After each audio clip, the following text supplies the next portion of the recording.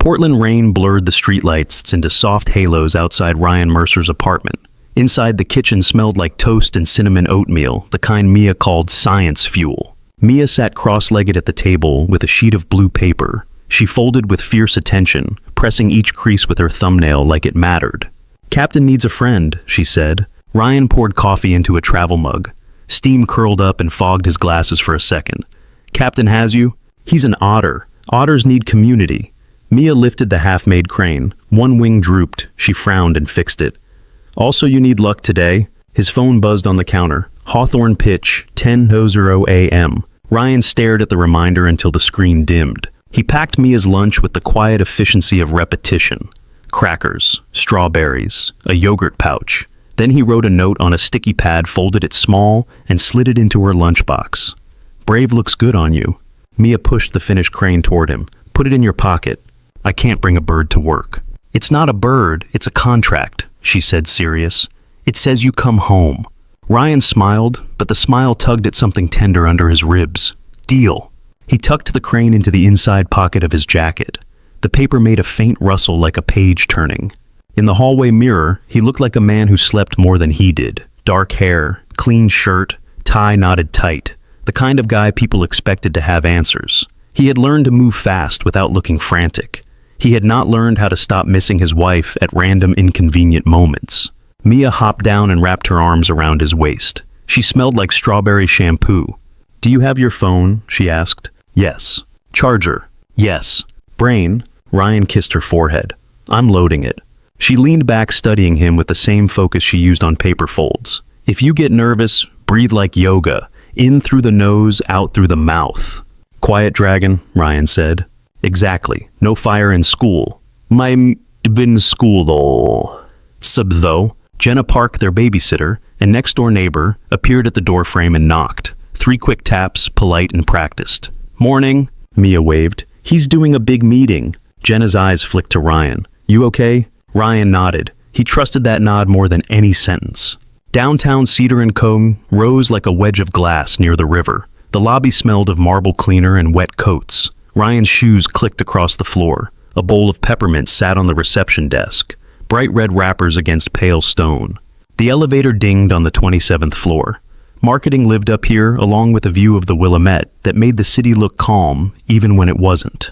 Talia, his assistant, met him at his desk with printed decks. "Camille wants everyone in the war room in 10, she said. "Gabe is already pacing."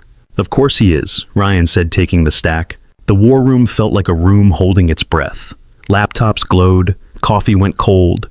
Gabe Holloway stood near the window with his hands clasped behind his back, banker neat in a suit that never wrinkled. "We are not improvising today," Gabe said the moment Ryan entered. His eyes locked on Ryan like a warning sign. "No surprises, no hero moves." Ryan set his laptop down. He did not sit. "We're pitching a hospital network. They want something that works. They want predictability," Gabe snapped. "They want to know we will not embarrass them." A chair scraped. Conversations died. Camille Sterling walked in without hurry and without announcement. Cream blouse under a dark blazer. Hair pinned back. She carried nothing in her hands and somehow owned the whole table anyway. "Good morning," she said. Everyone sat. Ryan waited until she looked at him, then lowered himself into his chair. The air felt denser when she focused on a person. Camille's gaze moved over the printed deck. "Hawthorne is not just revenue," she said. "It is credibility. If we win it, we are on the map." Gabe nodded too quickly. Camille turned to Ryan. "I reviewed your alternate concept." Ryan kept his expression neutral. The alternate concept was the one he actually believed in, the one he built late at night after Mia fell asleep. It made patients feel like people. It made data feel like a story. He had titled it Human Pulse, deleted the title, typed it again, then hid the file under a boring name. Camille continued, "It is bold. It is also a risk we do not need. We will not use it." A small wave of relief moved through the room. Ryan felt the paper crane shift in his pocket when he inhaled. Camille placed a pen on the table and tapped it 3 times. Tap, tap, tap. The sound was quiet, but it lined up everyone in the room like a metronome. "We win this by being steady," she said. "We do not win it by being clever." Ryan heard himself answer, "Understood," because that was the safe word. The meeting broke. People scattered with their tasks and their nerves. In the hallway, Camille stopped Ryan with a look. Glass walls reflected them side by side, two versions of control. Her eyes were a pale blue that made it hard to hide anything.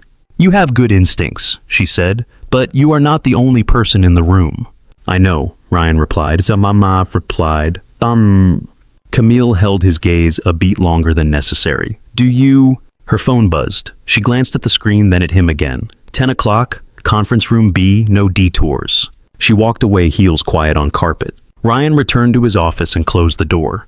Rain slid down the window in thin lines. The river below looked dark and heavy. He opened the safe deck. Crisp charts, conservative promises, the kind of presentation that could not offend anyone, and sometimes could not move anyone either.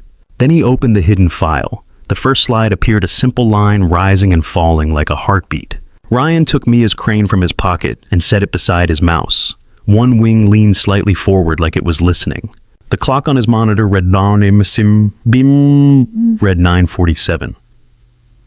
He clicked between the two decks. Safe, real, safe, real. His thumb pressed the edge of the paper crane until it flexed. At 9:58, Ryan dragged the bold deck to the top of the folder. At 9:59, Ryan shut his laptop and stood. The paper crane flashed blue against his desk before he slipped it into his jacket pocket. He walked toward conference room B with the remote cold in his hand. Outside the room, coffee and copier heat hung in the air. Through the glass he could see the long table, the water bottles, the projector glow, waiting on a blank screen. Gabe Holloway hovered near the cables. Camille Sterling sat at the head of the table still, as stone hands folded, as if they were not capable of shaking. Ryan took a seat 2 chairs down and opened his notebook to a blank page. The Hawthorne team entered in a quiet line, coats damp from the rain. Dr. Lila Hart went first. Silver hair pinned back, eyes steady. Miles Klein from procurement followed, watch catching light when he adjusted his cuff. A communications director and legal counsel trailed behind them with folders held close. Camille rose and greeted them with practiced warmth. Handshakes, names, a few polite sentences, then the room tightened into business. Camille spoke about security compliance timelines. Her voice was measured, confident. Ryan watched the Hawthorne faces. They listened. They did not lean in. Dr. Hart looked once toward the window where rain traced slow lines down the glass. "Our work is structured, so your teams can trust it," Camille said, and the word trust pressed on Ryan's ribs. She turned slightly toward him. "Ryan Mercer leads our marketing and client narrative strategy. He will walk you through how we would bring this partnership to your community." Ryan rose. He felt Camille's earlier instruction in his spine. "We will not use it." "Good morning," he said. He clicked. The safe deck appeared. Clean charts, careful language. He delivered it the way he had rehearsed, bright enough to sound sure. Miles nodded politely. The communications director wrote notes. Dr. Hart's attention stayed half a step away, polite but not invested. Ryan's pocket brushed the crane as he shifted. He pictured Mia pressing a crease with her thumbnail. "You need luck today." He inhaled through his nose, exhaled through his mouth. Quiet dragon. His thumb moved. The screen changed. A single white line rose and fell on black like a heartbeat on a monitor. Silence hit the table. In that gap, Ryan heard the projector fan and his own pulse steady and loud in his ears. Ryan kept his eyes on Dr. Hart. "This is what your patients live with," he said. A rhythm. Waiting. Wondering if someone will explain it in plain words. He clicked again. A real photograph filled the screen. An older woman on a hospital bed, plastic wristband hand resting on her chest. "We call it human pulse," Ryan said, "because healthcare is a pulse. It spikes with fear, it dips with fatigue, it steadies when someone tells the truth." Dr. Hart's gaze sharpened. The communications director stopped writing. Ryan moved in clean steps. Numbers that meant something because they matched human moments. Drop-off points that matched confusion. Call volume that matched anxiety. Messaging written the way people actually spoke when they were scared. Miles leaned forward a few inches. It felt like a door opening. Camille sat very still. Her pen touched the table once, twice, 3 times. Soft taps that barely carried, but Ryan felt them under his skin. Dr. Lila Hart lifted a hand. "My clinics are tired of being sold to," she said. "Why should I trust your story will not turn into another campaign that forgets the patient?" Ryan did not rush. "Because we measure the moments where people disappear," he said. "Not just clicks, not just sign-ups. We build the message with your nurses and front desk staff in the room. If it does not sound like them, it does not ship." Ryan finished on a plain slide with 2 words centered in white. Make it human. He stopped and let the room breathe. Dr. Hart broke the quiet. Who wrote this? I did, Ryan said, with my team, after listening to your community town hall recording. Miles asked, and if our board demands a traditional approach? Then we translate, Ryan said, we do not retreat. Dr. Hart stood when the questions ended. She walked around the table and held out her hand. Ryan took it. Her grip was firm. This is the first pitch today that sounded like a heartbeat, she said. Ryan's throat tightened. Thank you. Dr. Hart turned to Camille. Send a draft scope by tomorrow morning. Include this. Camille's smile returned, controlled, but real enough. You will have it. The Hawthorne team left. The door clicked shut. Gabe turned on Ryan. What the hell was that? He snapped. You went off deck in front of them. Ryan set the remote on the table. I watched them slipping, he said. I gave them a reason to stay.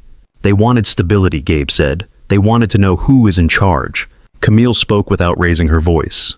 Gabe, give us the room. Gabe hesitated, then gathered his papers and left. The door shut again, quieter this time.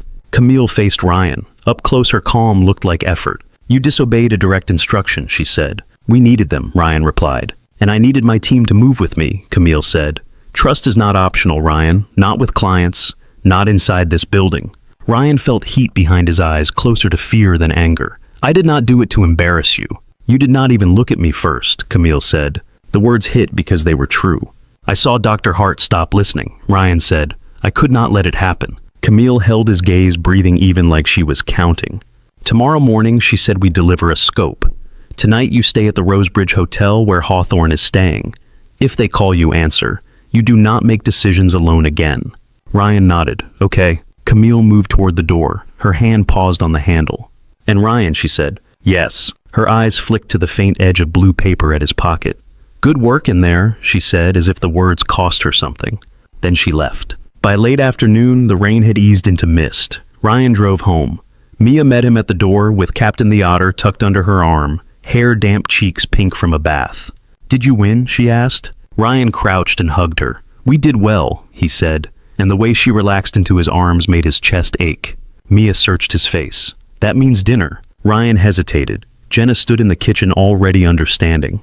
Ryan lowered his voice. I have to stay downtown tonight. Early meeting. Mia heard enough, her mouth pressed into a line. You promised. Ryan took the crane from his pocket and set it in her palm. This says I come home, he told her. Hold it for me. Mia stared at the paper, then at him. Bring me a story tomorrow, she said. I will, Ryan replied. He kissed her forehead and forced himself to stand. Jenna squeezed his shoulder as he passed. The Rosebridge Hotel lobby smelled like polished wood and citrus. Ryan checked in, took the key card, and rode the elevator up, while the soft ding marked each floor like a count. His room was quiet in a way his apartment never was. Ryan opened his laptop, pulled up the scope template, and began to write. An hour later, his phone lit up on the desk. Camille Sterling. It rang once, stopped. A few minutes later, it rang again. Then again. Ryan watched the screen until it went dark. He did not answer. He did not move. Ryan stared at the dark screen of his phone until it timed out again. The scope template glowed on his laptop, half filled with tidy phrases that did not match the tightness in his chest. Outside the window, Portland's light smeared in the wet.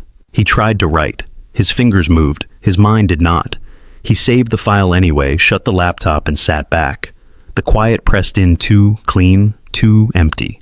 At 12:41 a.m., the phone buzzed. A text. Camille, are you awake? Ryan read it twice. He set the phone down like it might burn. He told himself to sleep. He changed into sweatpants and a faded t-shirt, then turned off the lamp. He had just closed his eyes when the knock came. 3 taps. Soft, even, precise. Ryan sat up. 3 taps again, the same rhythm. He crossed the room and opened the door. Camille Sterling stood in the dim hallway light with a bottle of red wine and 2 glasses. She wore a simple black dress under a light coat. Her hair was down pale in the corridor glow, a few strands damp against her cheek.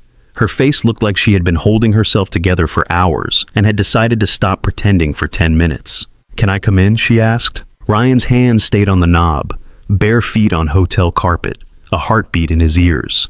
Yeah, he said, stepping aside. Camille entered. The scent of rain came with her, sharp and clean. She set the bottle and glasses on the small table by the window. Her fingers were steady. Her breathing was not. Ryan shut the door. The click sounded loud. Camille glanced at his laptop bag on the chair, the scope notes on the desk, then back to him. Do you have an opener? In the drawer, Ryan said. He handed her the corkscrew. She opened the wine with practiced ease. The cork gave a soft pop. Camille poured 2 glasses and offered him one. Ryan took it. Their fingers brushed. It was quick nothing and everything. Camille's eyes stayed on his. You went against my direct instruction today, she said. Ryan took a sip. I did. You changed the deck in front of Hawthorne, Camille said. You changed it in front of my team. I got the account, Ryan said. Camille's jaw tightened. You got the account while making me look like I could not manage the room. Ryan set his glass down careful. That is not what I was doing. It is what you did, Camille said. In their eyes, you were brave. I was cautious. They were drifting, Ryan said. Dr. Hart was done. She needed something real. And you decided you would be the only person who could give it to her, Camille said. Ryan held her gaze. I decided we could not lose them. Camille lifted her glass and took a sip. Trust is everything in this business, she said. Not just with clients, between colleagues.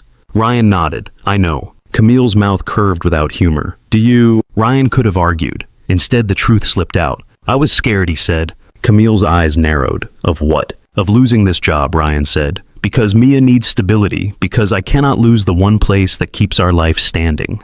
Camille's gaze dropped at the name, then shifted to the window. I am not going to fire you, she said. Ryan's breath caught. Even after today. Especially after today, Camille said. Because you were right. Ryan swallowed. Then why are you here? Camille's fingers tightened around the glass. Because I could not sleep, she said. Because I watched you disregard me, and it felt personal in a way I did not expect. Ryan's pulse jumped. It was not about you. Camille looked at him fully. The CEO mask was thin. That is what scares me, she said. I think it was. She set her glass down and crossed to the window. The city reflected in the glass behind her lights, scattered like broken coins.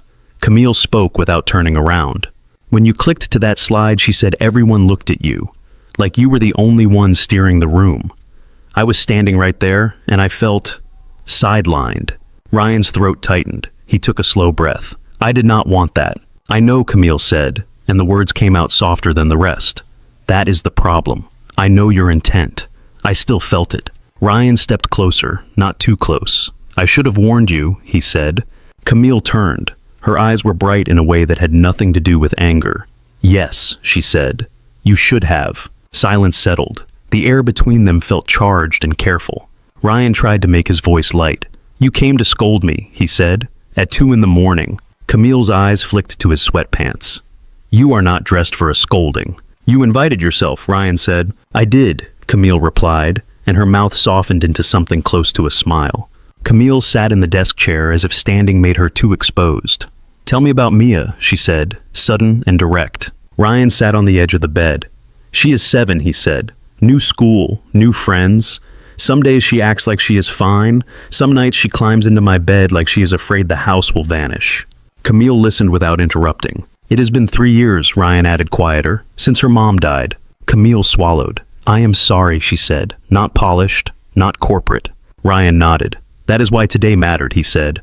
Hawthorne is health insurance and groceries and tuition. It is my kid sleeping without me worrying every hour. Camille's expression changed. Something in her eyes softened, then steadied. My father built Cedar and Cone like it was the only thing that mattered, Camille said.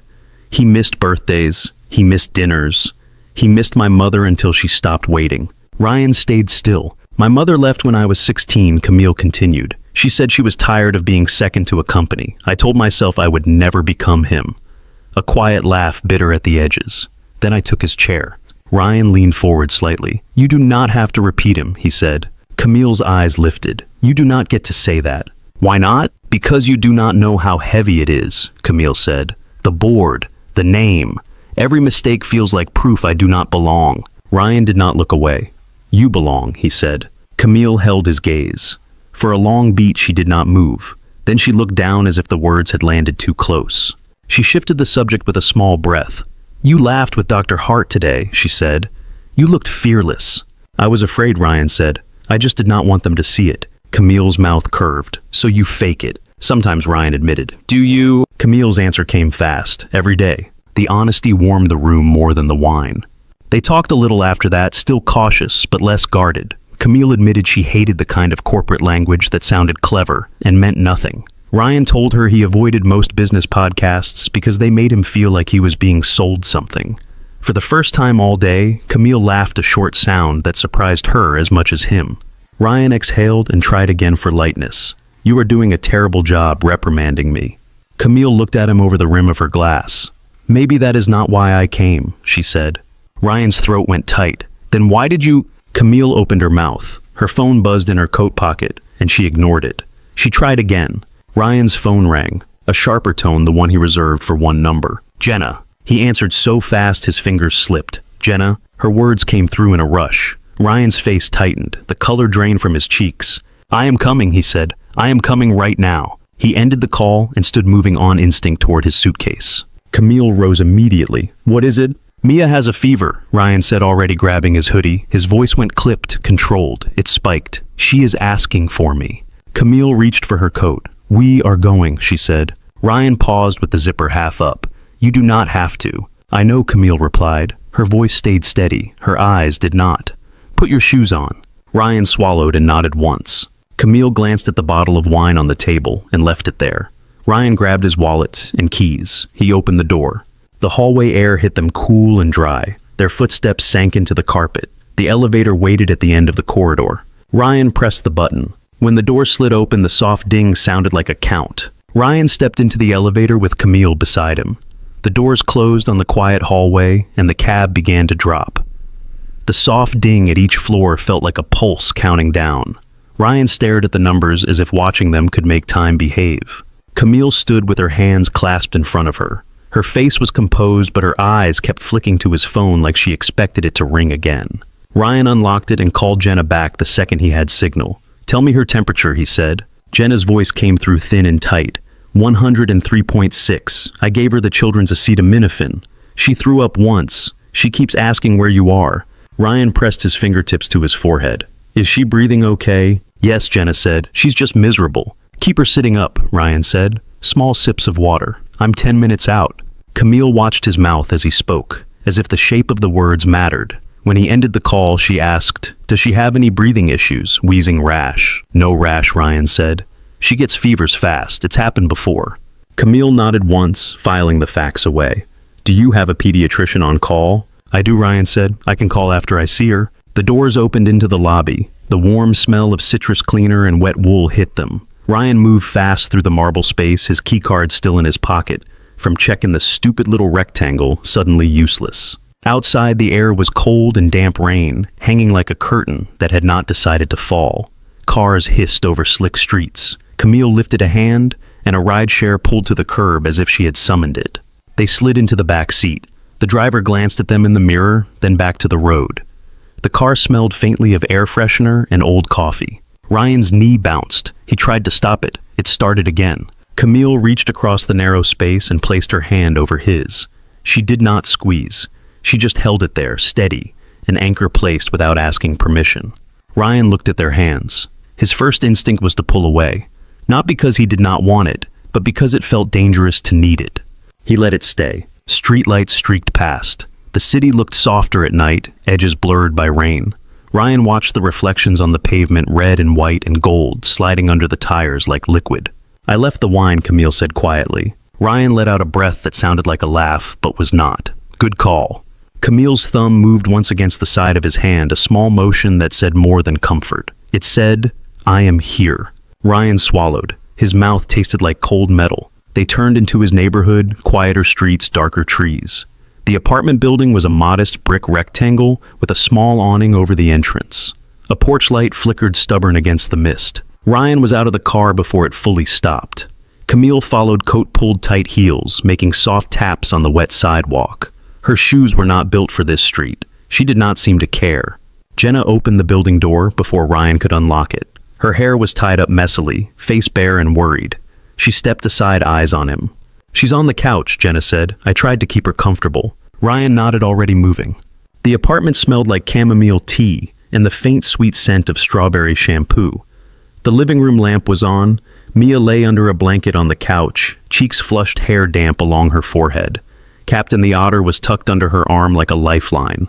When Ryan knelt beside her, Mia's eyes opened. They were glassy, unfocused for a second, then they locked onto him with relief so sharp it hurt. "Daddy," she croaked. "I'm here," Ryan said, voice low. He smoothed her hair back, careful. Her skin was hot, almost startling through his fingertips. "I'm right here." Mia's hand reached for his shirt and gripped it. "My head feels like a drum." "I know," Ryan said. "We're going to fix it." Camille stood just inside the doorway, half in shadow. She looked smaller here, out of her building, out of her role, reduced to a woman in a coat, watching a little girl burn with fever. Her eyes softened, in a way Ryan had never seen in the office. Mia's gaze drifted past Ryan's shoulder. She blinked at Camille. "Who's that?" Ryan hesitated, the words suddenly important. "This is Camille," he said. "She works with me." Camille took one careful step forward and stopped at a respectful distance. "Hi, Mia," she said. Mia stared at her hair, pale against the dark room. "You look like Elsa," Mia whispered, then winced as if even whispering hurt. Camille's mouth curved gentle. "I'll take that," she said. Mia's eyes narrowed with effort. "Do you have ice powers?" "I don't," Camille said, "but I can get you a cold washcloth." Mia considered this, then gave a tiny nod like she was granting a contract. Camille looked at Jenna. "Where's your bathroom?" Jenna pointed down the hall. Camille went without waiting for permission, moving with quiet purpose, not rushing, not hovering. Ryan heard the faucet run. Jenna crouched near Ryan. "I'm sorry," she said. "You did fine," Ryan replied. He kept his hand on Mia's forehead. "You did great." Jenna's eyes flicked to Camille. "Is that your boss?" Ryan did not answer right away. "Yes," he said finally. Jenna's eyebrows lifted, but she did not comment. She stood and went to the kitchen, giving space without making it a spectacle. Mia's breathing was fast. Ryan listened to it, counting without meaning to. Camille returned with a washcloth dripping cold water. She wrung it out carefully, then held it out to Ryan. He took it and laid it across Mia's forehead. Mia sighed, a small sound that loosened something in Ryan's chest. "Better?" he asked. "A little," Mia murmured. Her fingers loosened on his shirt. Camille looked at the medicine bottle on the coffee table. "When was the last dose?" she asked. Ryan glanced at Jenna. Jenna answered, "An hour ago." Camille nodded. "We should alternate with ibuprofen if she can keep it down. If she vomits again, we call." Ryan looked up at Camille, surprised by how certain she sounded. She met his gaze and did not flinch. "Do you want me to call the nurse line?" Camille asked. "I can," Ryan said, but his voice cracked on the word. Camille reached into her coat pocket and pulled out her phone. "Tell me the clinic name," she said. Ryan told her. Camille dialed. She spoke to the on-call nurse with clear, concise answers. Temperature, symptoms, medication timing, no rash, normal breathing. The nurse's voice was not audible to Ryan, but he saw Camille's expression shift at certain points, absorbing, adjusting. When she hung up, she said, "They want you to monitor. If she gets worse or the fever doesn't come down, we go in." Ryan nodded. He felt like he had been holding his breath for hours. Mia opened her eyes again and stared at Camille. "Are you a doctor?" she asked. Camille crouched slightly, so she was closer to Mia's level. "No," she said. "I run a company." Mia frowned. "Do you run like outside?" Camille's laugh was quiet, genuine. "Not very well," she admitted. Mia's mouth twitched. "Daddy runs fast when I'm sick." Ryan pressed his lips together.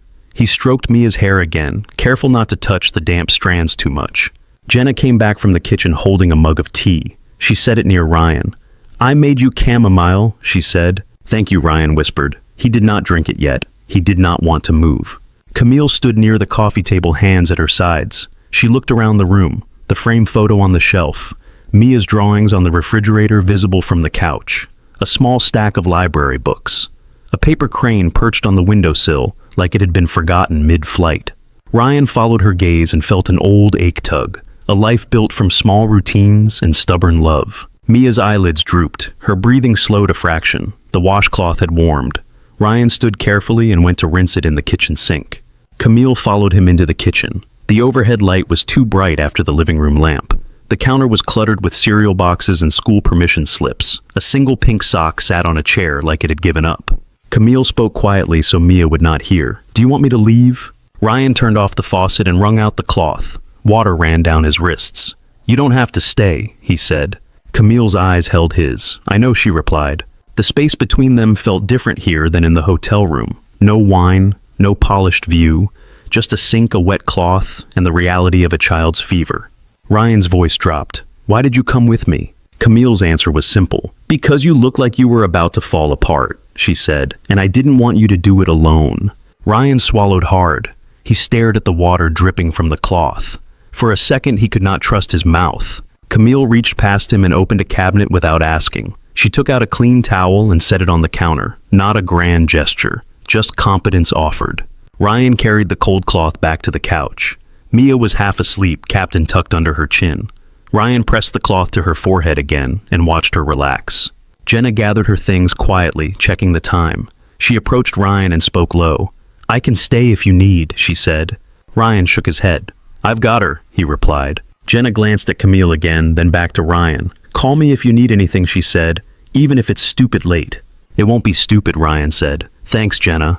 Jenna left with a soft click of the door. The apartment settled into a hush, only the fridge hum and the faint rush of cars outside. Mia's breaths were still quick but less frantic. Ryan sat on the floor beside the couch, back against the cushion, eyes fixed on her face. Camille sat in the armchair across the room. She did not pick up her phone. She did not pretend she belonged here. She simply stayed quiet as a shadow that cared. After a while, Ryan realized his own shoulders had dropped, his jaw unclenched. Mia shifted and opened her eyes. "Daddy," she whispered. "I'm here," Ryan said.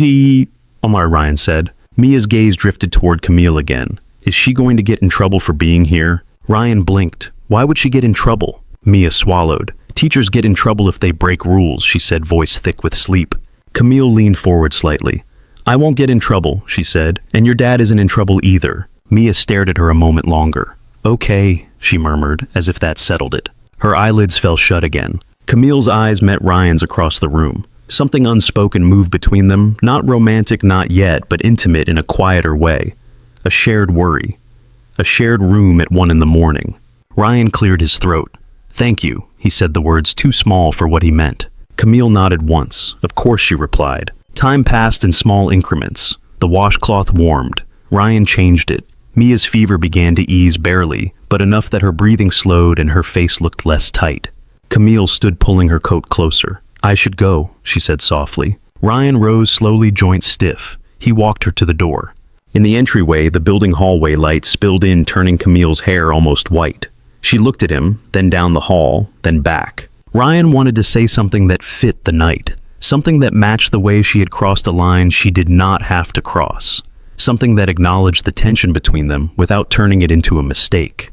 His mouth opened. Nothing came. Camille stepped closer just enough that Ryan could smell rain on her coat and the faint trace of the wine she never drank.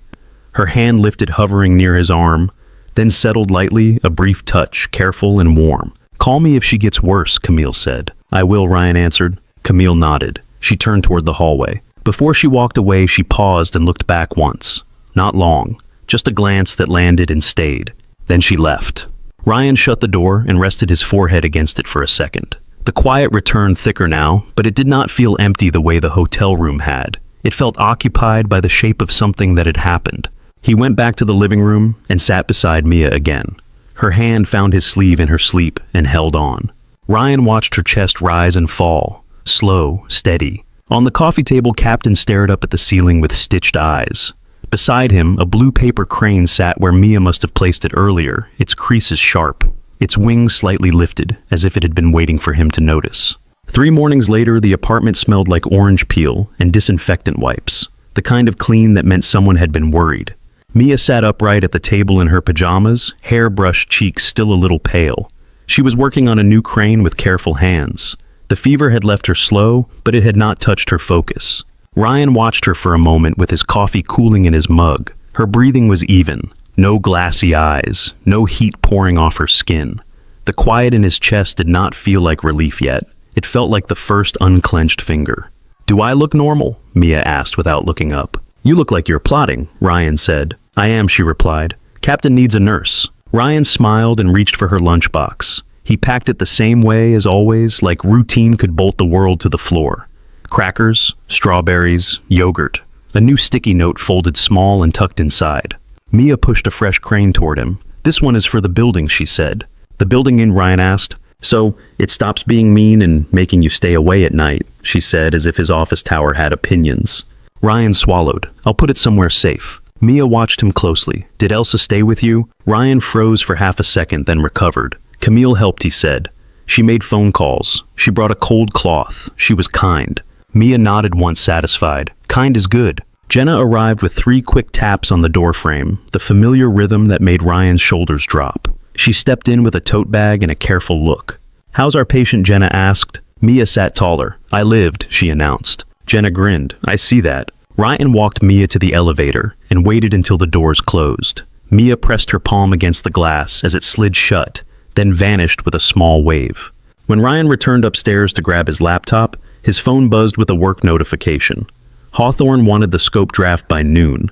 Talia had attached a calendar invite with 3 names on it: Camille Sterling, Gabe Holloway, board chair Evelyn Crane. Ryan stared at the invite long enough for the screen to dim. On the way downtown, Portland looked rinsed clean. The rain had taken a break, leaving the sidewalks dark and shining. Ryan parked, walked the last blocks, and entered Cedar & Company with his shoulders squared.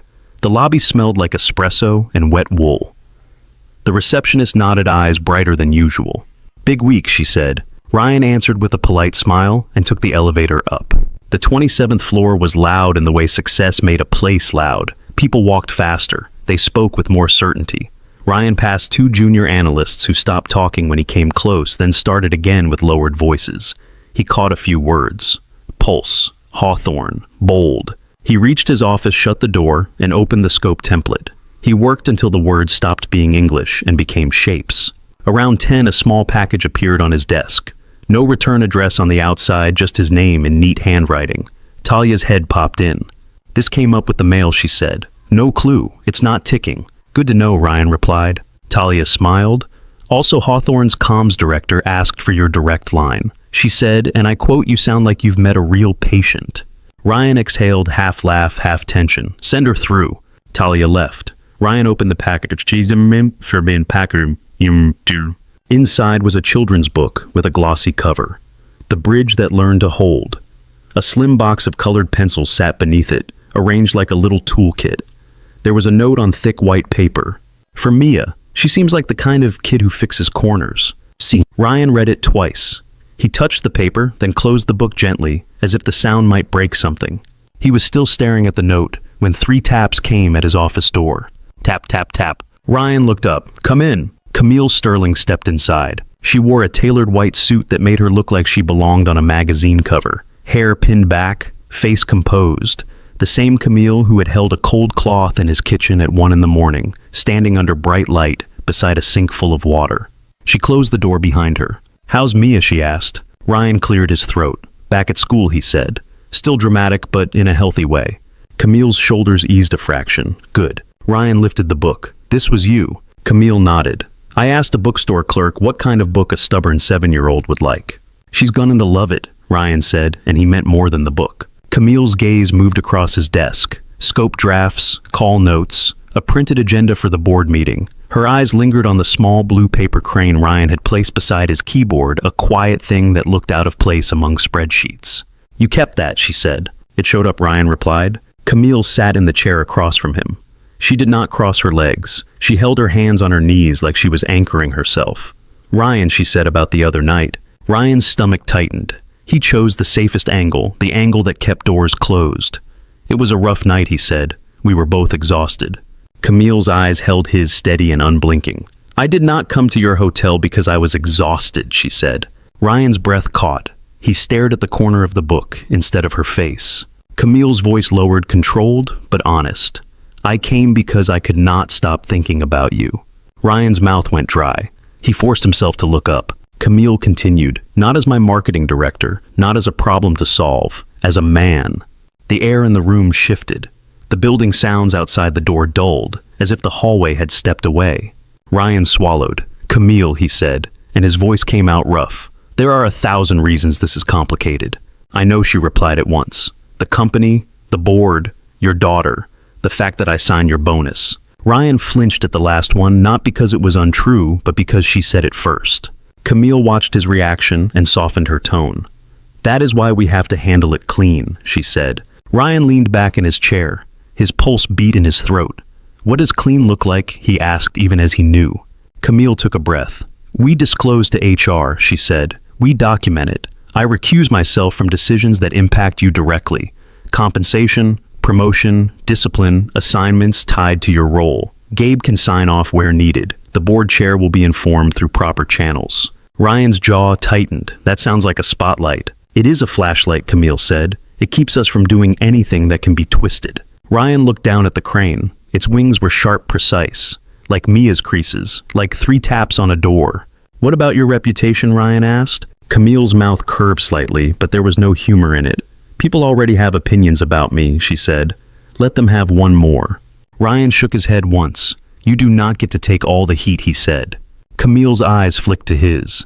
I am not offering martyrdom, she replied. I am offering structure.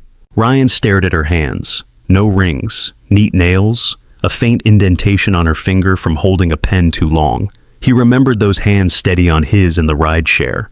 The same steadiness now in a different room with different stakes. He said, I do not want Mia pulled into gossip. Camille's face softened.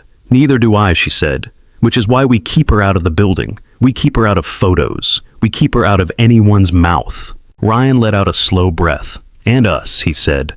What are we calling it? Camille's eyes held his. A relationship, she said. Or we stop pretending it is not becoming one. Ryan's chest tightened. He wanted to deny it. He wanted to control it. He wanted to be brave and careful at the same time. He nodded once. Okay, he said. Camille's shoulders dropped slightly, the smallest sign of relief. Thank you, she said, and it sounded like she meant more than paperwork. Ryan glanced at the calendar invite on his screen. Gabe and Evelyn are on the scope call, he said. They will be, Camille replied. Hawthorne is too big for anyone to treat as a private victory. Ryan hesitated. Did you tell Gabe about your visit to my apartment? He asked. Camille's gaze sharpened. No, she said, and no one needs to know. Mia was sick. That is the only fact that matters. Ryan nodded, but his stomach stayed tight. Camille's phone vibrated on the desk. She did not pick it up right away. The vibration came again, a third time impatient. She glanced down at the screen. A name flashed that Ryan recognized from the board roster. Camille's expression stayed composed, but something behind her eyes cooled. I have to take this, she said quietly. Ryan nodded. Camille stood smoothing her jacket, once a reflex. Before she opened the door, she paused. I meant what I said, she told him, voice low, about doing this clean. Ryan met her gaze. So did I, he replied. Camille opened the door and left. Ryan sat alone for a long moment, listening to the office sounds return. Phones, footsteps, a distant laugh. His screen still held the scope draft. His desk held a children's book that smelled faintly of fresh ink. He picked up the note again and ran his thumb along the edge. At noon, the scope call began. Camille's voice was crisp and professional. Gabe asked pointed questions about cost and liability. Evelyn Crane said little, but when she did, it landed like a judge's gavel. Ryan answered cleanly. He stayed in his lane. He did not look for Camille on the video grid unless he had to. When the call ended, he realized his shoulders ached from being held too tight.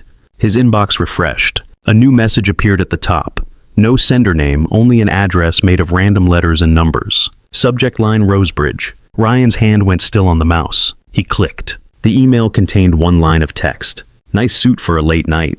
Below it was an image attachment. Grainy, crooked, a hallway light, a woman's pale hair, a black dress, a bottle in her hand.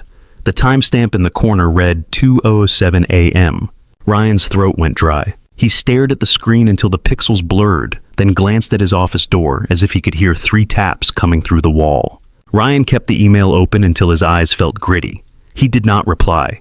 He printed it because paper could be locked in a drawer. The printer spit out the grainy photo and the timestamp. 2:07 a.m., Rosebridge. He folded the page into a manila folder and walked to the executive suite. Camille's assistant tried to stop him with a polite smile. Ryan held up the folder. It's urgent, he said. Camille's voice came through the door. Let him in. Ryan knocked. Tap, tap, tap. Close it, Camille said as soon as he stepped inside.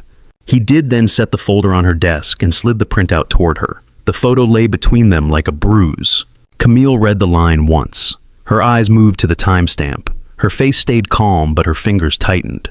Anonymous, Ryan said, right after the scope call. Camille exhaled slowly. We do not respond, she said. Ryan leaned forward. Then what? We take away their secret, Camille replied. We disclose to HR. Today. Ryan's stomach dropped. And the board. Proper channel, Camille said. Not a hallway photo. Ryan studied her, searching for fear. He found focus. You're not mad, he said. I'm furious, she answered, voice quiet. Not at you. At whoever thinks they can threaten us. They walked to human resources separately, close enough to share the same air, far enough to look ordinary. A woman with kind eyes introduced herself. Marisol Bennett, come in. Camille spoke first. Ryan Mercer and I are entering a consensual relationship. We are disclosing immediately. I will recuse myself from decisions that directly affect his role. Marisol's pen moved fast. Thank you for coming in early, she said. We will create a management plan. Recusal covers reviews, compensation promotions, discipline, and assignments tied to his reporting line. A neutral executive signs off. Gabe Holloway, Camille said. Marisol nodded. Workplace boundaries apply. No closed-door meetings without a documented business purpose. If concerns arise, you come back to me. Ryan forced his voice steady. We want it handled clean. Marisol glanced at the printed email Camille placed on the desk. And this. Camille's gaze hardened. Document it, she said. Marisol read the timestamp, then set the page down carefully. I will coordinate with security and IT, she said. If anyone contacts either of you, you tell me. When they left, Ryan felt the building's eyes on him, even though nothing had changed. People still walked with laptops. Phones still rang.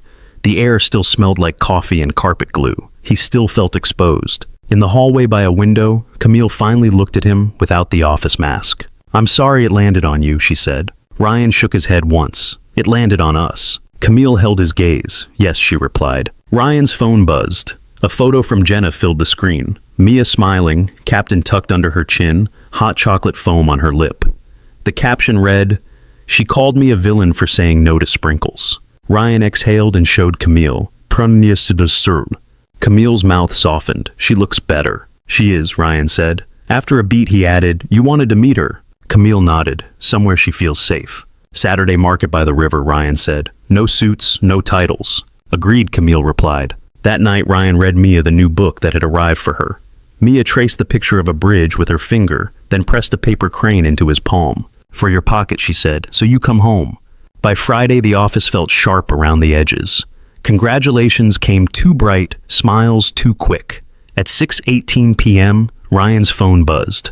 Italian. He stared at the single word, then typed back. Yes. The restaurant was small brick walls and candlelight, the smell of garlic and basil. Camille arrived in jeans and a plain blouse, hair pulled into a ponytail. She paused at the door like she was listening for a rule. Ryan stood. You look different. Different good, Camille asked. Different. Like you can breathe, Ryan said. She sat and set her phone face down. I haven't done this in a long time, she admitted. Eat pasta, Ryan said. Talk to someone who isn't trying to win a vote. Camille let out a quiet laugh. You make it sound easy. It's simple, Ryan replied. Not easy, simple. Over dinner, the tension loosened inch by inch. Candlelight warmed the planes of Camille's face. Ryan noticed she kept her shoulders lower than he had ever seen at work. Tell me something no one at Cedar & Co. knows about you, Camille said. I write bedtime stories, Ryan answered. Dragon's Otter's ridiculous heroes, all for Mia. Camille's eyes softened. That's unexpectedly gentle. You expected spreadsheets, Ryan said. I expected a secret motorcycle, she replied. Ryan laughed. No motorcycle. He leaned forward. Your turn. Camille's fingers traced the rim of her glass. I wanted to design bridges, she said quietly. Real ones. Things that hold people up.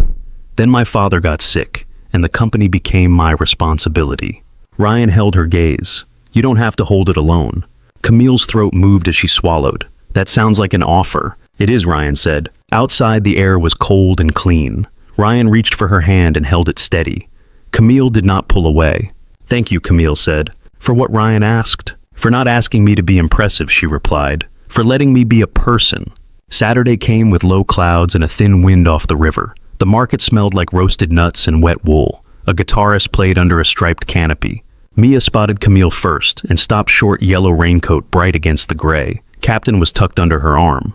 Ryan walked up slowly. Mia, this is Camille. Camille crouched a little, lowering herself to Mia's height without rushing. Hi, she said. I brought pastries. Mia stared at her hair, then the bag. Are you Elsa? No ice powers, Camille said, but I fold paper very badly. Show me, Mia demanded. Camille tried with a napkin. The corners went crooked. Mia took it and fixed the creases with sharp thumbs.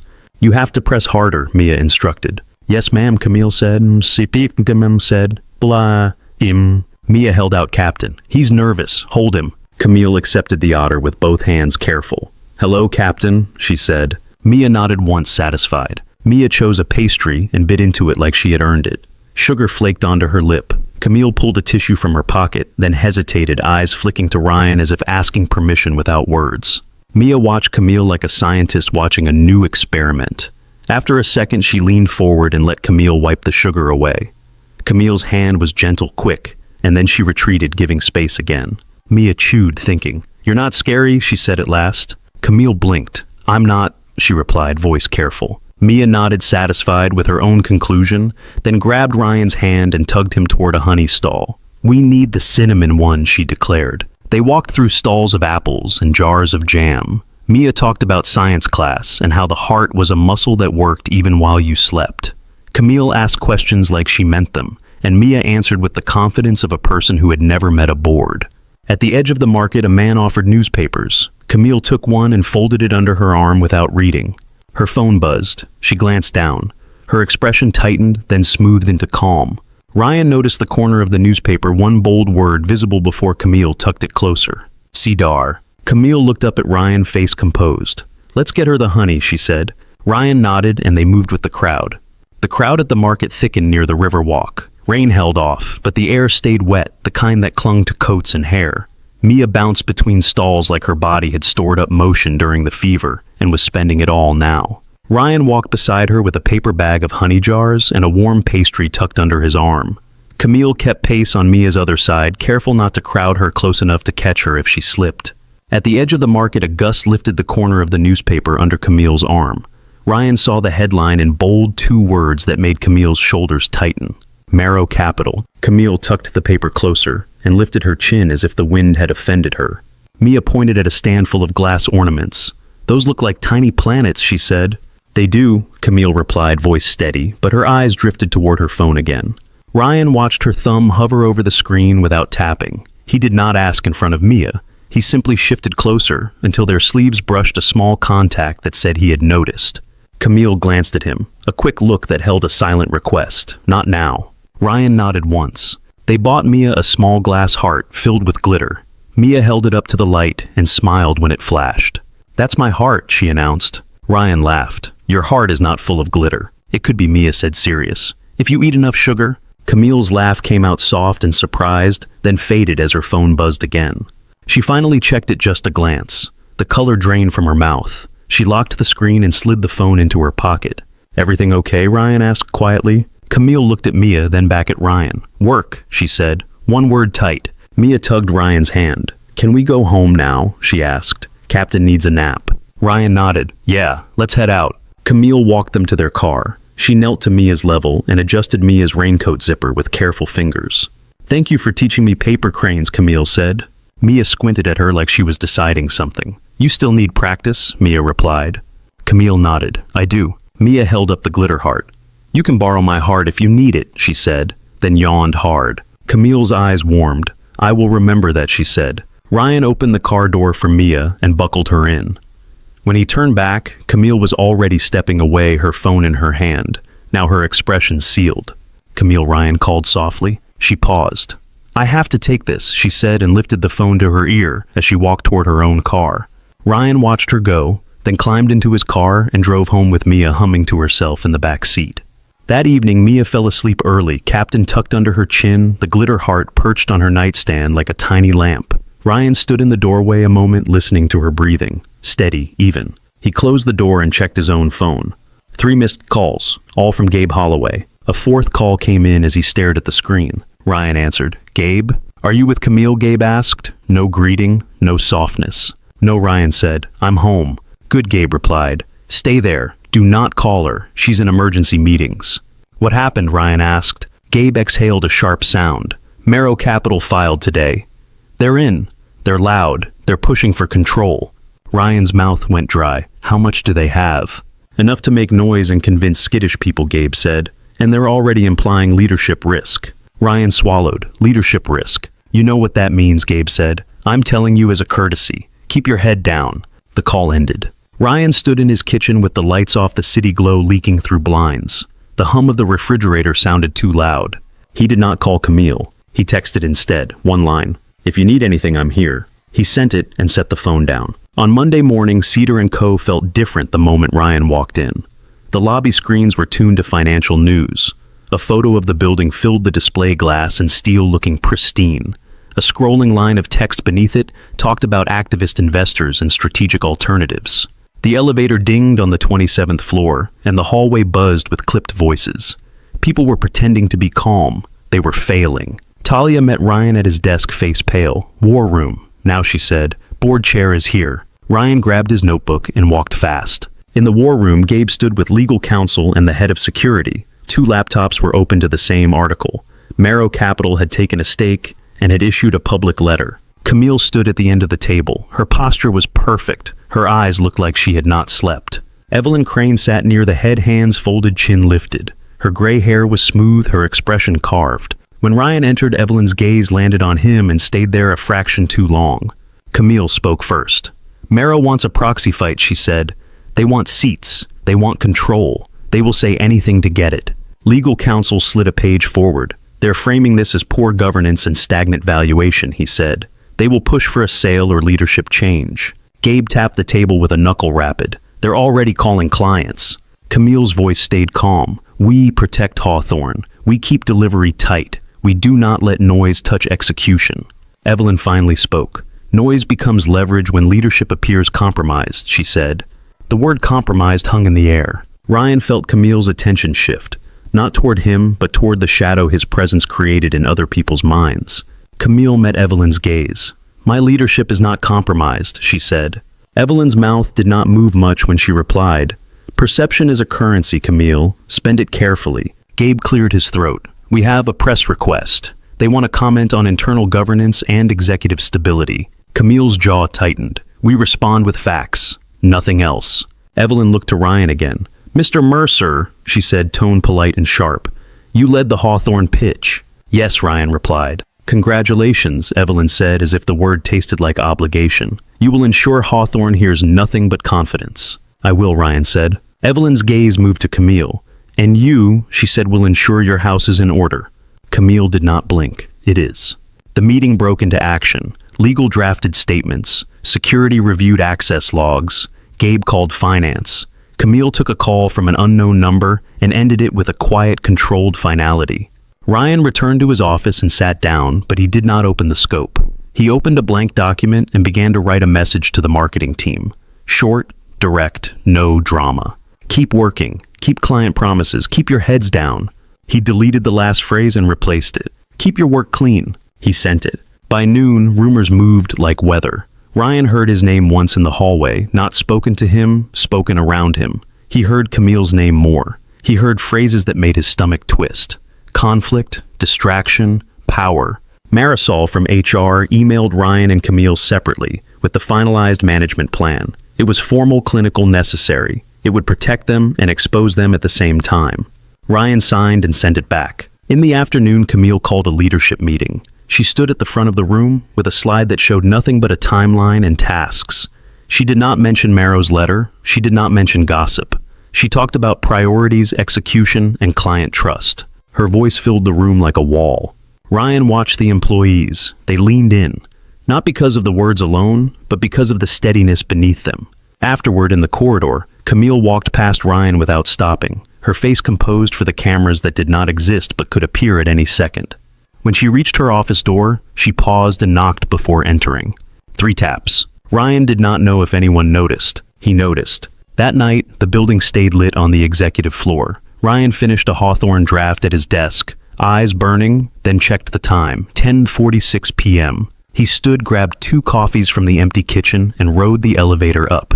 The soft ding felt like counting again.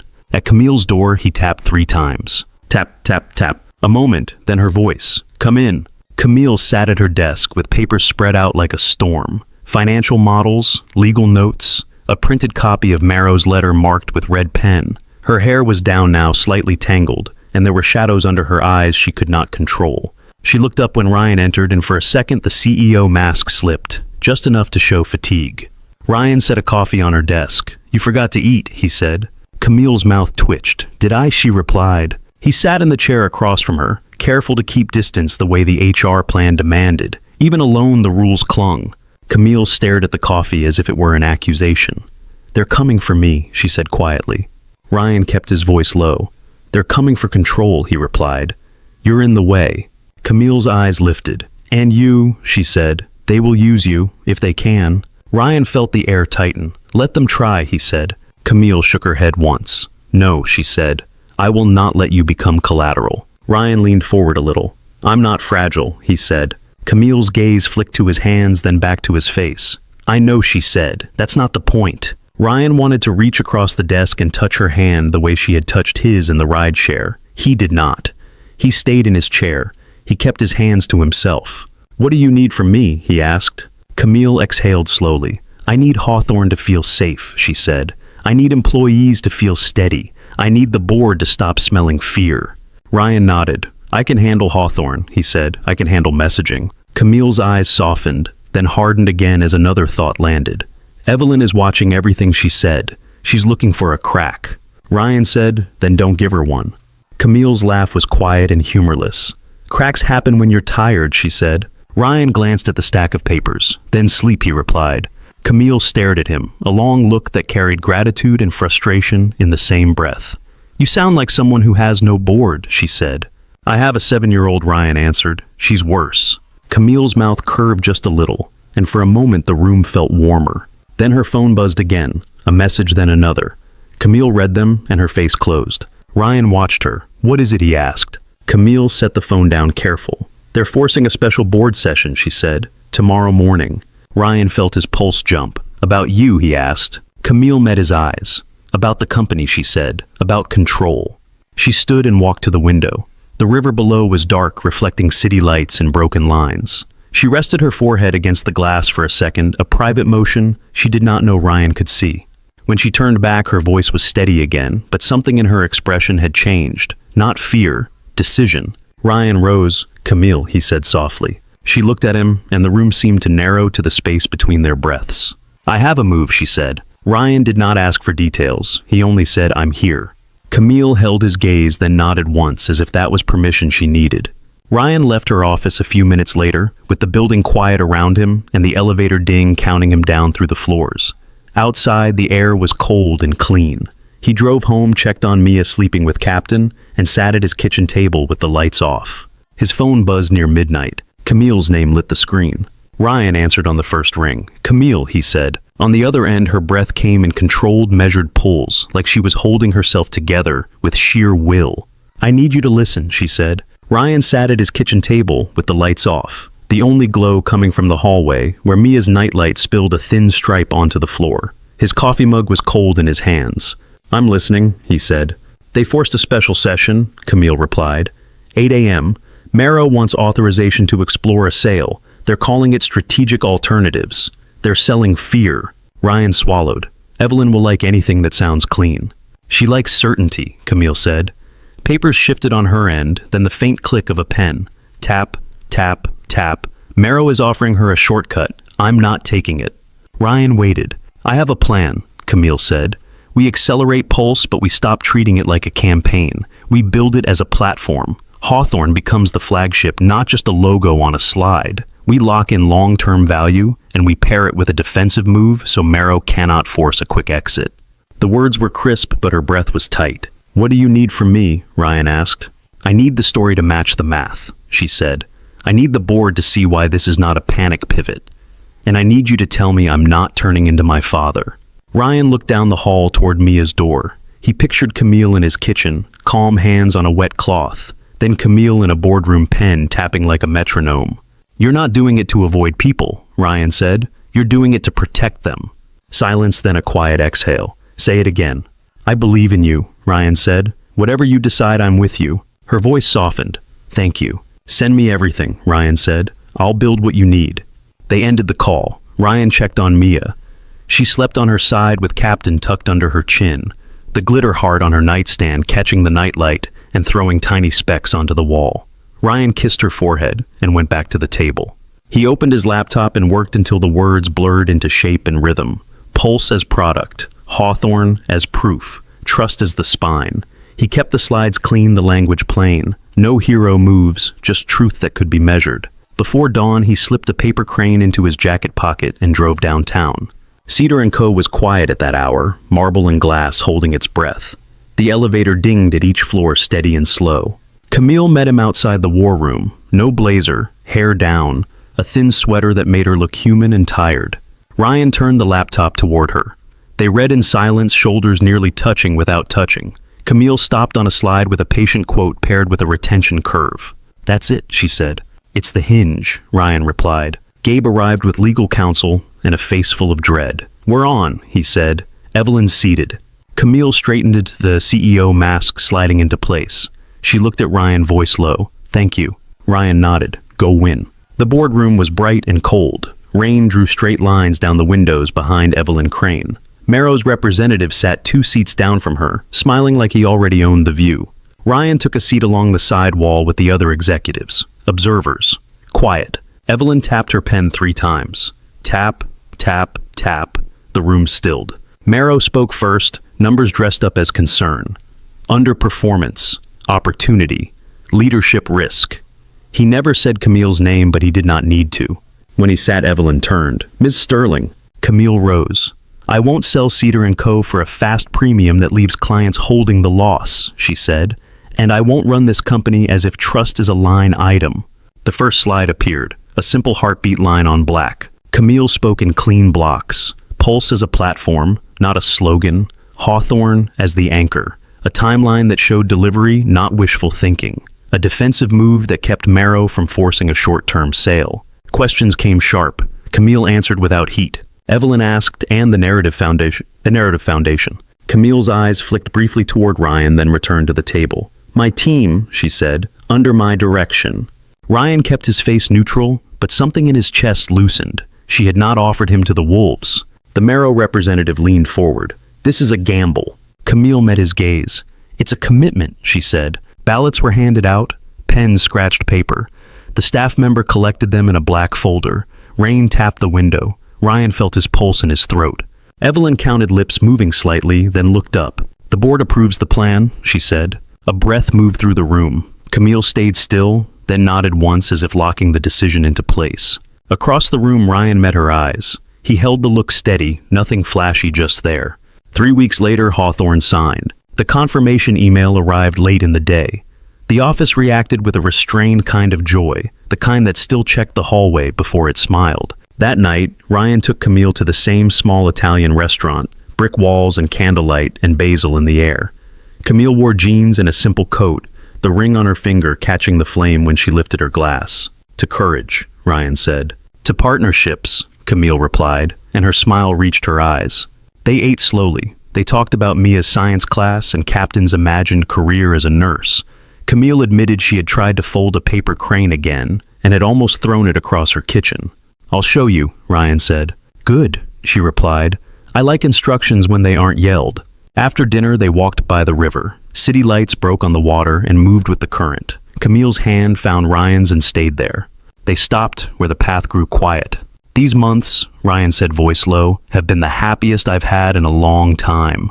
Camille's breath caught. "Ryan," he reached into his pocket and pulled out a small velvet box. His other pocket held a flattened paper crane creased from being carried too long. "I'm asking you to be with us," he said. "Me and Mia, all the way." Camille stared at him, as if weighing risk and relief in the same glance. "You know this complicates everything," she said. Ryan smiled small. "Some things are worth the complication." Camille stepped forward and kissed him warm and sure. When she pulled back, her voice shook. "Yes," she whispered. Ryan slid the ring fully into place, then exhaled a sound he did not realize he had been holding for months. The next morning, Mia sat at the table with Captain propped beside her. Ryan sat across from her and tried to speak like a normal person. Mia watched him for a beat, then slid a paper crane across the table. "Tell me," she said. Ryan took a breath. "Camille and I are going to get married," he said. Mia blinked once, then nodded decisive. "Okay, is she coming here?" A knock came at the door. 3 taps light and careful. Ryan opened it. Camille stood there in a simple coat, cheeks pink from the cold, the ring bright on her finger. She looked nervous in a way Ryan had never seen in a boardroom. Mia stepped forward and took Camille's hand without asking. She inspected the ring, then looked up. "So, you said yes," she said. "I did," Camille replied. Mia tugged her toward the table. "Sit," she ordered. "Captain needs to approve you, and if you're family, you have to learn corners." She handed Camille a napkin. Camille folded. Mia corrected the creases with sharp thumbs. Ryan watched them and felt his breathing slow. 2 months later, Ryan stood in a conference room, presenting a Hawthorne progress update. The room smelled of dry erase markers and coffee. Clean numbers climbed on the screen behind him. Camille sat near the side with Gabe, and legal her ring flashing under the overhead lights when she adjusted her notebook. Ryan's phone vibrated in his pocket. He ignored it. It vibrated again. His hand paused on the clicker. He glanced down just enough to see the screen glow through the fabric. MEA's school glowed through the fabric of Ryan's suit pocket. His hand paused on the clicker. The conference room smelled like burnt coffee. The chart on the screen climbed upward neat and reassuring. The phone vibrated again. Ryan's throat tightened. He forced a steady smile. "Excuse me," he said and stepped into the hallway. He answered on the first ring. "Ryan Mercer." "Mr. Mercer, this is Ms. Delgado at Hawthorne Elementary," a woman said, voice too controlled. Mia collapsed during recess. "Paramedics are with her now. They're taking her to Riverbend Medical." The corridor narrowed. Ryan put his palm against the wall, cold paint grounding him. "Is she awake?" he asked. "Yes," Ms. Delgado said. "She's pale and dizzy, but she's talking. She asked for you." "I'm coming," Ryan said. "I'm coming right now." He ended the call and turned. Camille Sterling stood there, coat already in her hand. Her face was composed, but her eyes were wide, sharp with worry. "You don't have to," Ryan started. Camille cut him off gently. "Keys," she said. "We go." They moved fast. The elevator felt too slow, the soft ding at each floor like a cruel count. Ryan stared at the closing doors and tried to breathe like Mia had taught him. In through the nose, out through the mouth. Camille watched him without staring. "Tell me what they said," she asked. "Collapsed," Ryan replied. His voice sounded thin. "Ambulance, Riverbend." Camille nodded once, absorbing the facts, like she was building a map. "Okay," she said. "Just that, okay." Outside, the street was slick with old rain. Camille guided him to her car and started the engine with calm hands. Her ring flashed once when she turned the key. Ryan called the hospital while they drove. "My daughter is coming by ambulance. Mia Mercer, 7. He heard the words pediatric assessment and stable for now. He held on to those words like a railing. The receptionist asked if Mia had any known conditions. "No," Ryan says.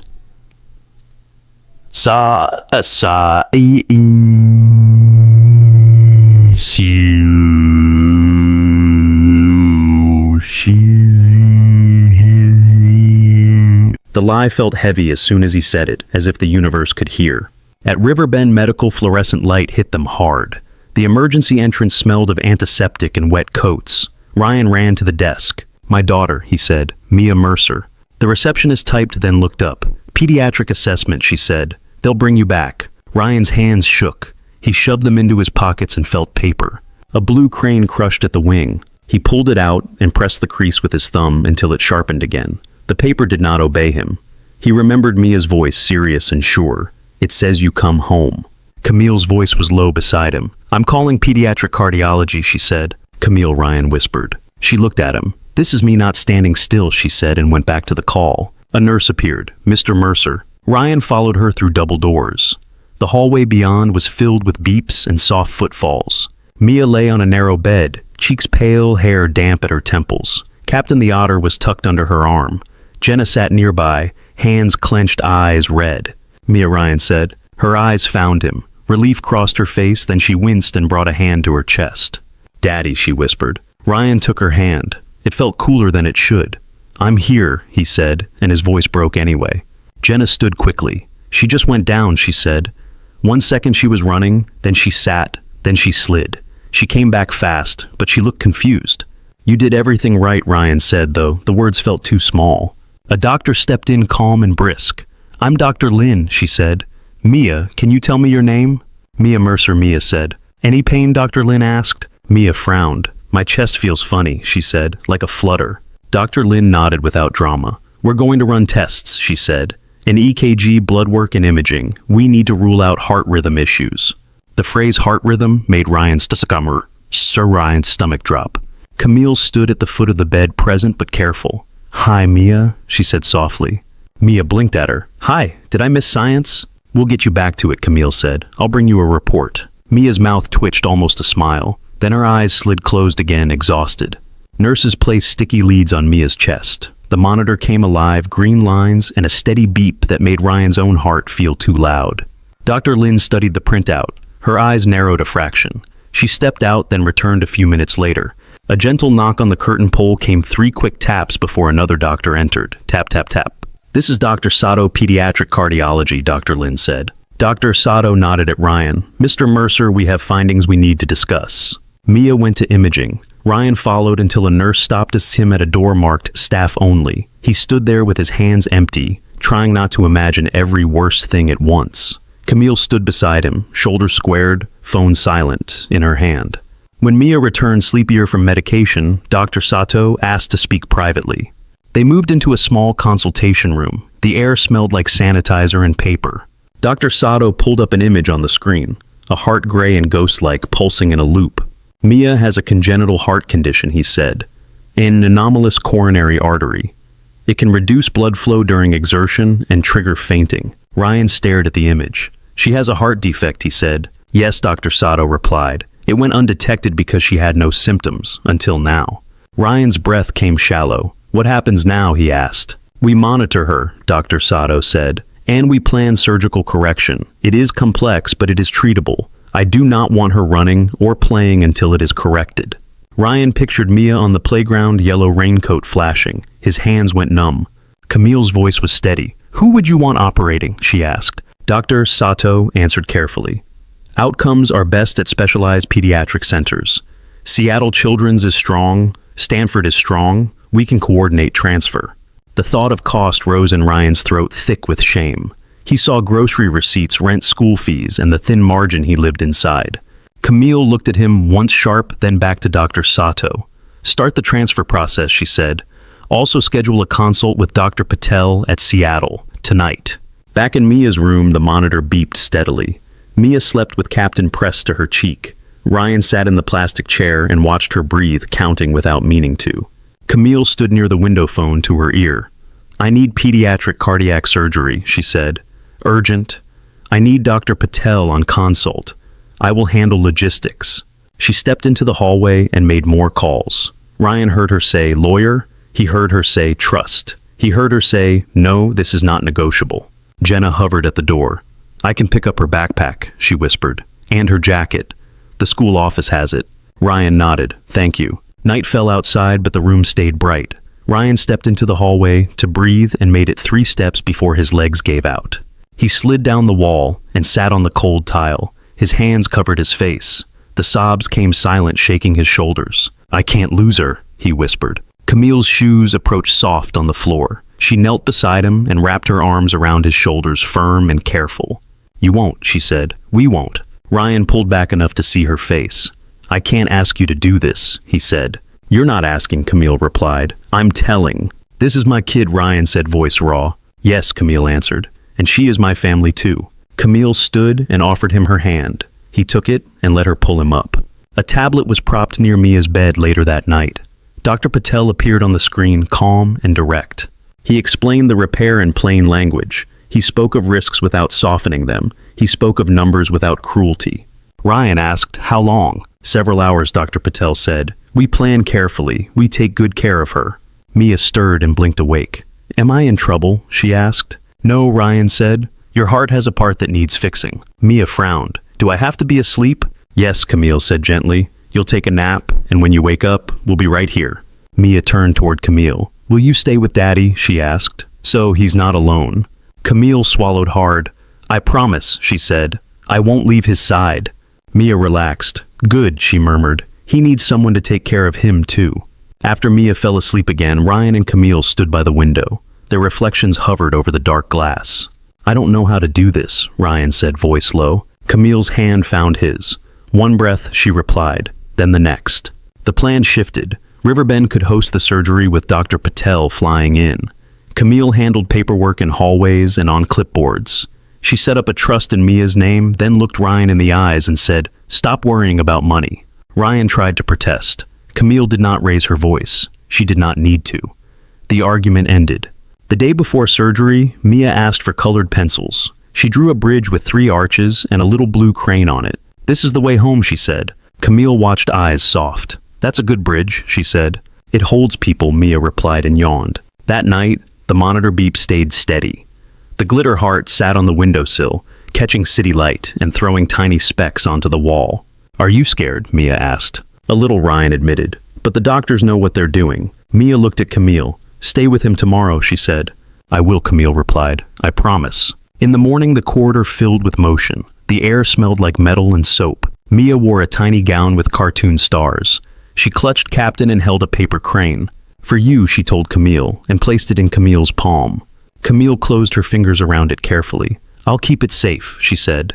Mia looked at Ryan. No crying, she ordered. Ryan laughed once broken. I'll try, he said. The transport team arrived. Mia's bed began to roll. Ryan walked beside it until the doors to the surgical wing appeared large and sealed. A nurse stopped him gently. This is where we wait, she said.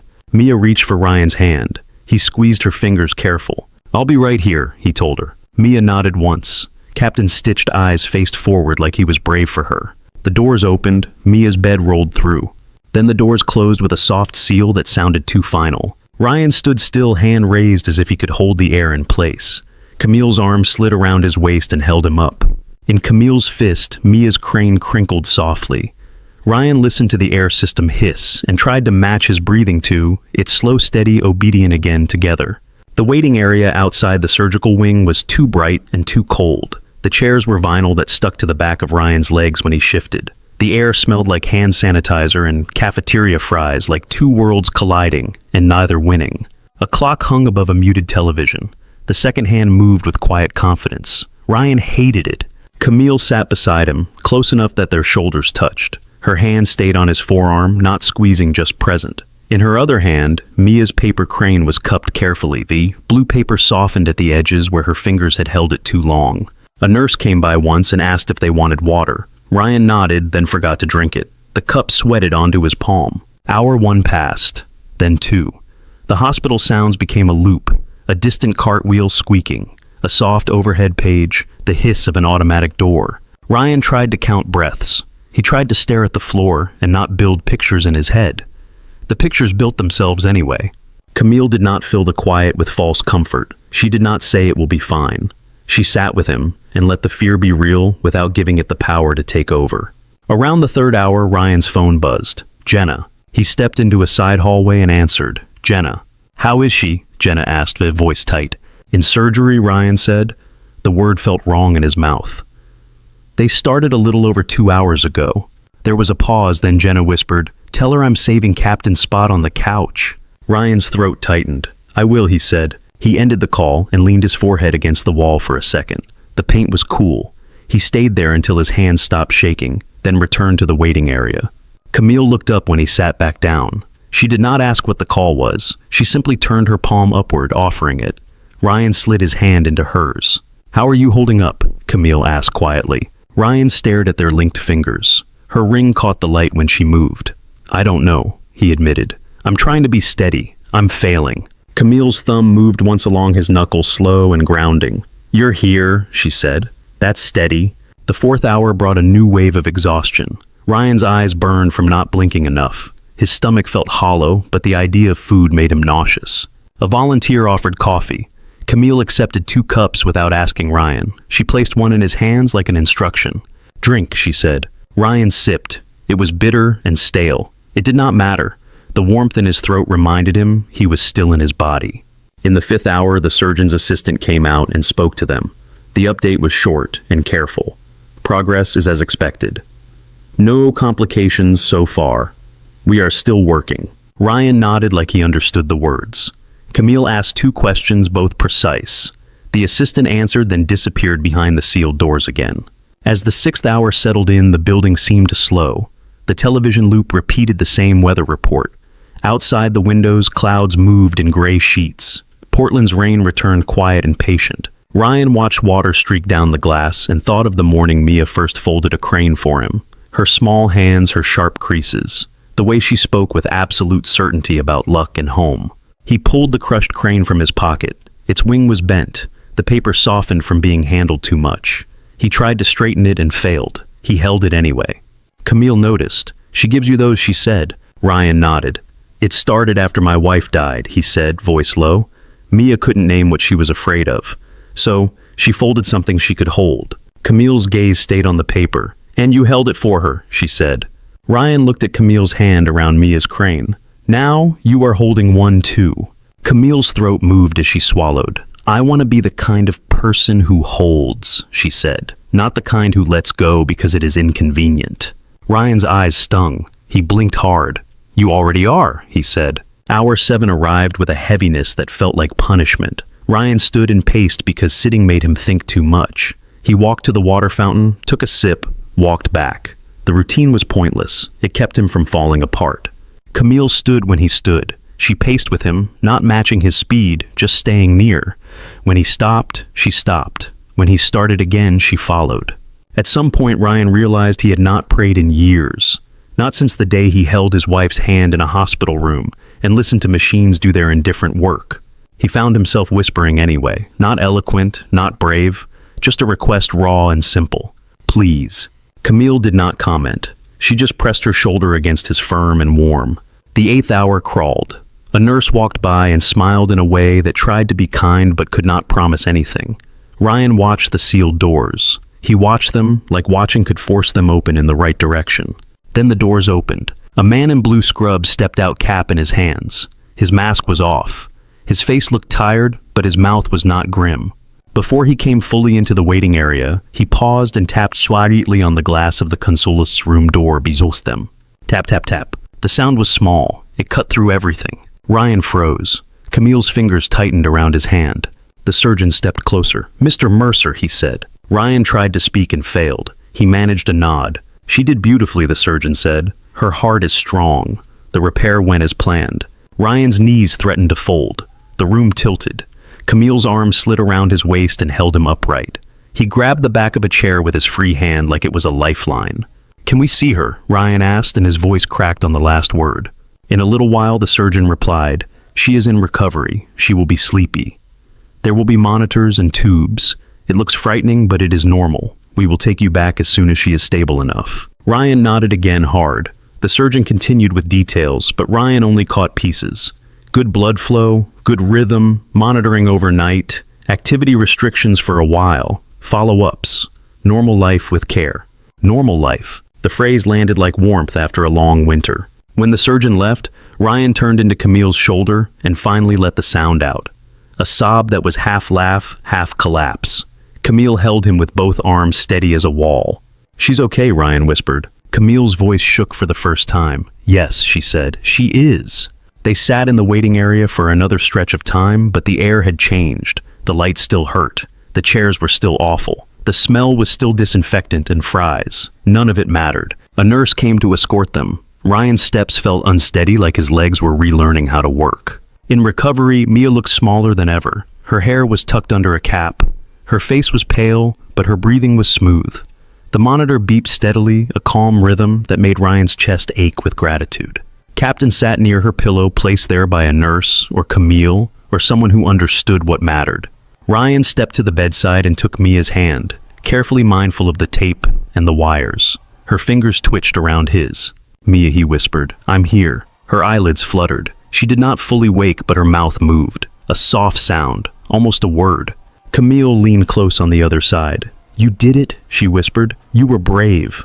Mia's hand shifted, searching. Camille guided the blue paper crane onto Mia's palm. Mia's fingers curled around it like instinct. Ryan exhaled, slow, steady, like a quiet dragon. When Mia was moved to a room later, the hospital days blurred together. There were new routines, medication schedules, short hallway walks, meals that tasted like cardboard, nights broken into small awakenings. Camille stayed. She took calls outside the room, voice low and sharp. She signed papers. She argued with insurance without letting Ryan hear the numbers. She brought Mia colored pencils. She learned to fold paper cranes with better corners. On the 3rd day, Mia sat up and demanded pancakes. The nurse laughed and said that was a good sign. A week later, they went home. The apartment felt different, not because the furniture had moved, but because the air had changed. The fear was still there, tucked into corners, but it no longer ran the house. Mia walked slowly, holding Ryan's hand. Captain was under her other arm. She looked at Camille standing in the doorway and tilted her head. You kept your promise, Mia said. Camille crouched. I did, she replied. Mia stepped forward and hugged her, sudden and fierce. Camille froze for a heartbeat, then wrapped her arms around Mia carefully, as if she were holding something priceless. The wedding was small. Ryan did not want a crowd. Camille did not want a stage. They stood near the river under gray sky and soft rain. Mia wore a yellow coat and held a paper crane that matched the color of the water. When Camille slipped the ring back onto Ryan's finger, her hands were steady. When Ryan said his vows, his voice shook anyway. After they ate pasta at the Brick restaurant, and Mia declared herself in charge of dessert, she insisted Captain get a seat. At Cedar & Co., the gossip did not vanish. It thinned, then found new targets. The hostile takeover attempt lost oxygen as the platform plan proved itself, and Hawthorne became a real anchor instead of a slide deck promise. Still, Camille and Ryan made changes. Not dramatic, not a retreat, a structural fix like a bridge reinforced at the right joint. Ryan moved into a newly formed sister unit that reported to a different executive line building Pulse as its own product arm. Camille stayed in the main chair. Gabe sighed with relief in meetings and stopped pacing quite so much. A year later, the house they shared smelled like paint and pencil shavings. Mia's science project covered the dining table. A model heart made of red clay sat beside a paper bridge with 3 arches. Camille held a glue bottle and tried to aim a careful line. Mia watched her hands with the same focus she used on cranes. Not too much, Mia warned. Camille lifted her brows. Yes, ma'am. Ryan stood in the doorway with his tie loosened, watching them. Mia laughed when Camille got glue on her finger. Camille laughed too, soft or real. On the refrigerator, paper cranes were pinned by magnets. Blue, yellow, white. A small fleet of folded luck. Mia looked up and caught Ryan watching. Daddy, she said, your smile is back. Ryan stepped into the room and kissed the top of her head. Yeah, he said.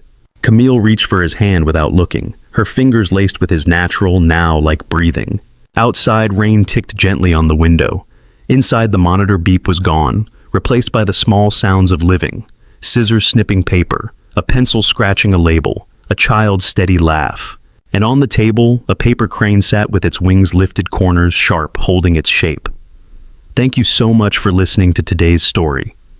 If this story resonated with you or made you reflect, I'd love to hear your thoughts, so feel free to share them in the comments below. And don't forget to like, subscribe, and hit the notification bell so you won't miss the next story.